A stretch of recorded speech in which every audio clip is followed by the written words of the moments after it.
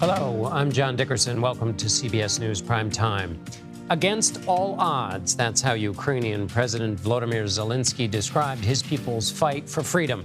The United States Congress welcomed Zelenskyy with a 2-minute standing ovation on the House floor. He called on Congress to continue aiding Ukraine in their battle and thanked all Americans for their ongoing support. Against all odds and doom and gloom scenarios, Ukraine didn't fall. Ukraine is alive and kicking. We have no fear, nor should anyone in the world have it. Ukraine's gained this victory, and it gives us courage, which inspires the entire world. Europe is now stronger and more independent than ever. The Russian tyranny has lost control over us. The world is too interconnected and interdependent to allow someone to stay aside and at the same time to feel safe when such a battle continues. Joining me now is CBS News senior White House and political correspondent Ed O'Keefe and Ambassador Ivo Daalder, a former U.S. ambassador to NATO and current president of the Chicago Council on Global Affairs. Ambassador, what did you make of the speech? You know, he's a remarkable leader who's taken a remarkable period of time combining the visit to Bakhmut, the city that has been under constant bombardment now since May, just yesterday, to a visit to the citadel of democracy, the capital of the United States. And he, I think very deftly, as he has done for so long now, linked the fate of Ukraine and what is happening in Ukraine to the freedom of not just Ukraine, but of Europe, of the United States, indeed of the entire free world, and basically made the point, as he has done so effectively before, that this fight is one that the Ukrainians are fighting, not only for them, but they're fighting it for everyone. And coming to the Congress at a time that it is debating whether to continue to support Ukraine with the financial means and the military means it needs is timely and presumably not coincidental.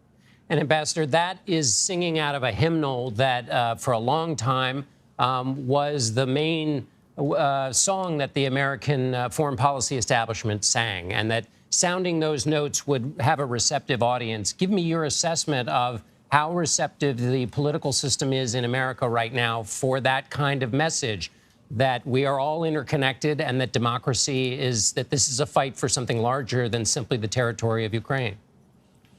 Well, as you pointed out, I think at the outset, it is not a coincidence, frankly, that he went back to World War II, because that was the time that united the entire country. When we were attacked on December 7th, 1941, the entire country united behind a singular effort to defend not just the United States, but to liberate Europe and Asia from the yoke of tyranny.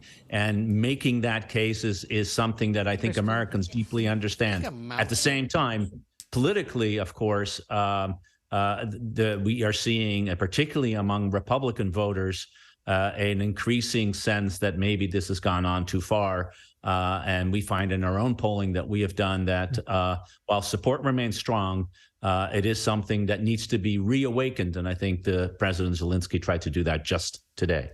Ed O'Keefe, what stood out to you in the address tonight? A few things, John. First of all, he was blunt. He said, thank you for what you've done. Thank you so much, but we need much more. And what you've done, frankly, isn't nearly enough. Also notable that he said, if you don't want to fly the planes or drive the tanks, you can train my troops to do it for us. But it will be on your behalf. Also notable, I thought, and perhaps the ambassador heard this too, Zelenskyy there in front of the U.S. Congress in prime time across the United States called for regime change in Russia and for an expansion of this conflict to include Iran, and the fact that it is now working with Russia to provide unmanned aerial drones to take out parts of Ukrainian infrastructure and Ukrainian civilian society. Those are comments, those are statements that U.S. officials have not made before, at least not in this kind of a setting, and it's notable that he did it tonight. There is symmetry to this discussion of World War II. 81 years ago, Winston Churchill came to Washington next week and said the United States needs to join with the United Kingdom and Europe in this fight. In her message to lawmakers, encouraging to come back to Washington for this speech tonight, Speaker Pelosi noted that her father, the former Congressman Thomas D'Alessandro, had been in the audience that day when when the British leader made that speech. For those that watch these kinds of speeches and know the pageantry of them, tonight was the last time Speaker Pelosi will stand there with the gavel. So the symmetry for her in all this as well, someone who has gone to Ukraine, who spent time going to Taiwan this year to defend that democracy, that too is an element of the drama we've seen play out today. And Ed, the president said that the U.S. will support the Ukrainians as long as it takes, but he didn't say, as you've pointed out, he didn't say no matter what they ask for. How does the White House see this dramatic moment and what the next year looks like in realistic terms, as powerful emotionally as this moment is, in terms of what the U.S. can do? So it's probably too early to know at this point, because in many respects, I don't think they understood or knew exactly what he would say to Congress tonight, or lay out the things we just discussed. We do know, as he said, that he discussed this 10-point plan for peace in hopes of having peace talks at some point next year with Russia. The president's attitude is, if that's what Ukraine wants and it believes it's in a position to do so, we'll back them up. It's up to Russia, to Vladimir Putin, to decide it's time to end the conflict and head to the negotiating table. So we'll see ultimately where Zelensky's plan goes. Our early indication is that Zelensky, in the meetings with the American president today, didn't bring a laundry list of asks, but merely said thank you, and let's figure out going forward how to sustain that support. I also found it notable tonight, a world leader knew to drop the words bipartisan and bicameral in an address to a Congress that's about to undergo a bit of a leadership transition, understanding the politics of the House, where there's so many Republicans now skeptical about continuing to write such large checks to the Ukrainians. Yeah. Also notable, he said there, we're responsible stewards of your money. Yeah, he used the word bipartisan quite a lot. Ambassador, as the final question to you, what does the next chapter look like? Or maybe we don't have a crystal ball, but help us think with wisdom about what the next hurdles are for the next period in this conflict. Well, the real next hurdle is the continuation of the battle on the ground. It is clear that the Russians are exhausted from fighting this fight, but so are the Ukrainians. They're in some ways fighting on fumes and enthusiasm.